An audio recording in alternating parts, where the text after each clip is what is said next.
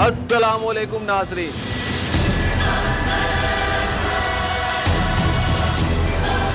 میں ہوں پاکستان اور میں ہوں آپ کی آواز۔ آج ہم نے جس تحریر کو آپ کے لیے منتخب کیا ہے اس تحریر کا عنوان ہے پی ٹی آئی اور عمران خان کا مستقبل، اور اس تحریر کو لکھا ہے جناب سلیم صافی صاحب نے۔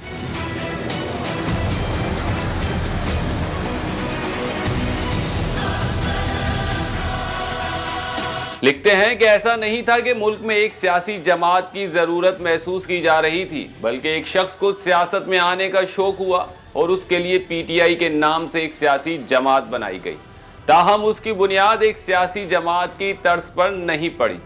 عمران خان ایک سپر اسٹار کرکٹر تھے، جس طرح کے شاہد آفریدی، شعیب اختر یا دیگر اسٹارز ہیں، لیکن خان صاحب کی خواہشات کی دنیا بہت وسیع تھی اور وہ شہرت کے ساتھ ساتھ طاقت و اختیارات بھی چاہتے تھے۔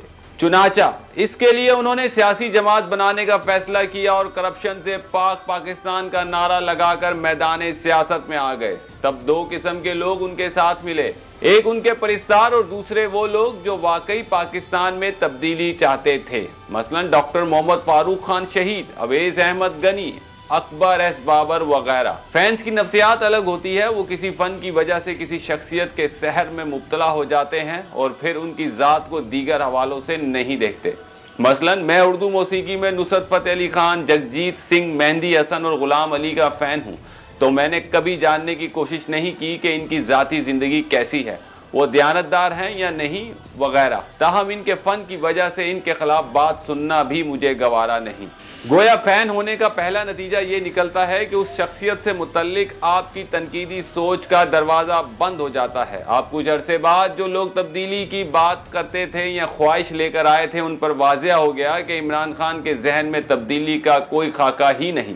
چنانچہ وہ لوگ ان سے الگ ہو گئے اور صرف فینس رہ گئے، یا پھر اسد کیسر جیسے وہ لوگ جن کے پاس کوئی دوسرا آپشن نہیں تھا۔ چنانچہ اپنے قیام سے لے کر 2010 تک یہ قابل ذکر جماعت نہ بن سکی، بلکہ عمران خان کے ایک فین کلب کی حیثیت میں موجود رہی۔ دوسری طرف عمران خان میکاولی اور چانکیہ کے پیروکار کی حیثیت میں دنیا میں بھی طاقت کے منبع کو خوش کرنے کے لیے دن رات سرگرم رہتے، اور پاکستان کے اندر بھی عالمی طاقتوں تک رسائی کے لیے انہوں نے گولڈ سمتھ خاندان میں شادی کی۔ حالانکہ ڈاکٹر اسرار احمد جیسے لوگ سمجھتے ہیں کہ یہ شادی کروائی گئی، جبکہ پاکستان میں انہوں نے اسٹیبلشمنٹ کے ساتھ ساز باز کی کوشش کی۔ اس لیے انہوں نے جنرل پرویز مشرف کے مارشل لا کو ویلکم کیا اور آن ٹیرر میں ان کی شمولیت کی حمایت بھی کی اور ریفرینڈم میں ان کے لیے ووٹ بھی مانگے۔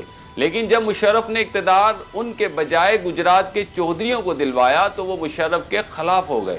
تاہم چلاک ایسے ہیں کہ پھر بھی پاکستانی اور عالمی ڈیپ اسٹیٹ کے ساتھ برطانیہ، امریکہ اور پاکستان کے اندر مقیم لوگوں کے ذریعے رابطے میں رہے۔ بالآخر انہیں 2010 میں کامیابی ملی، جب عالمی اور پاکستانی اسٹیبلشمنٹ کے ساتھ ان کی لائن سیٹ ہو گئی۔ تب عالمی اسٹیبلشمنٹ کو ضرورت تھی کہ پاکستان میں طالبانائزیشن کے مقابلے کے لیے ایسی تنظیم کھڑی کر دے جو لبرل لیڈر کے پاس ہو، لیکن بظاہر اینٹی امریکہ نعرے لگا کر اور اسلام کا نام استعمال کر کے نوجوان نسل کو اپنی طرف متوجہ کر لے، جبکہ ملکی اسٹیبلشمنٹ کو پیپلز پارٹی اور مسلم لیگ نون کو آؤٹ رکھنے کے لیے ایک تیسری جماعت کی ضرورت تھی۔ چنانچہ ایک ایک کر کے الیکٹیبلز کو ان کی جماعت میں شامل کروایا گیا۔ میڈیا میں اسٹیبلشمنٹ کے مہروں کو اس کام پر لگا دیا گیا کہ وہ فرینڈلی انٹرویوز کر کے عمران خان کو ہیرو بنا دیں۔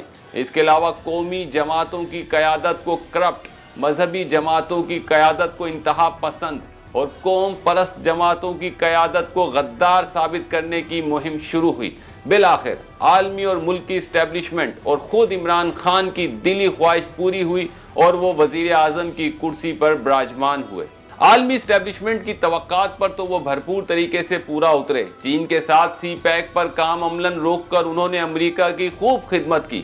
پاکستان کی مشرقی اور مغربی سرحدوں پر جو امریکی ایجنڈا تھا اس میں انہوں نے کوئی رکاوٹ نہیں ڈالی، اور اسی لیے ڈونلڈ ٹرمپ کے ایسے لاڈلے بن گئے کہ وہ اپنے داماد کرشنر اور زلفی بخاری کے واٹس ایپ رابطوں کے ذریعے دل کی باتیں ایک دوسرے تک پہنچاتے رہے، لیکن پاکستانی عوام اور ملکی اسٹیبلشمنٹ کو انہوں نے بری طرح مایوس کیا، معیشت تباہ کر کے رکھ دی۔ دوسری طرف اس کی مہار آئی ایم ایف کے ذریعے امریکہ کے ہاتھ میں دے دی۔ اپنی ٹیم اور حرکتوں سے پاکستانی اسٹیبلشمنٹ کو بدنام کرنے لگے۔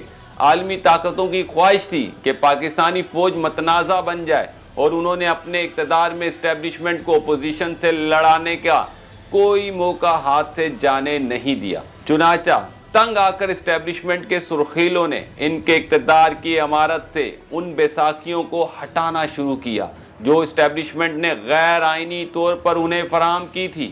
چنانچہ بیساکھیاں ہٹتے ہی ان کی حکومت دھڑم سے گر گئی۔ اب کارکردگی تو تھی نہیں کہ وہ قوم کو دکھاتے، چنانچہ انہوں نے امریکی سازش کا فسانہ گھڑ لیا، لیکن چونکہ وہ خود جانتے ہیں کہ امریکی سازش ڈرامہ ہے، اس لیے وہ اندرون خانہ اسٹیبلشمنٹ پر حملہ آور ہو گئے۔ میکاولی کے سچے پیروکار کی طرح عمران خان نے یہ ایسا پتہ کھیلا کہ ان کی زمیں بوس ہوتی سیاست کو ایک نئی زندگی مل گئی اور وہ دوبارہ وزیر اعظم بننے کے خواب دیکھنے لگے۔ پاکستان میں کل کے بارے میں کچھ نہیں کہا جا سکتا، لیکن پاکستانی اسٹیبلشمنٹ کو یہ احساس ہو گیا ہے کہ عمران خان نے ان کے احسانات کا بدلہ نہایت بدتر طریقے سے دیا، اور صرف یہ نہیں کیا بلکہ اب اقتدار کے لیے پاکستانی ریاست کو ناقابل تلافی نقصان پہنچا رہے ہیں۔ اس تناظر میں میرے اندازے کے مطابق تو پی ٹی آئی کے ساتھ مستقبل قریب میں جو ہونے جا رہا ہے وہ انتہائی بھیانک ہے۔ اس کے بعد 2000 کی دہائی کے اوائل کی طرح کے عمران خان ہوں گے اور ان کے فینس، ہاں آنے والے دن بتائیں گے کہ وہ جیل کے اندر ہوں گے، باہر، یا پھر لندن میں اپنے بیٹوں کے ساتھ۔ اس کے ساتھ ہی اجازت دیں، اللہ حافظ۔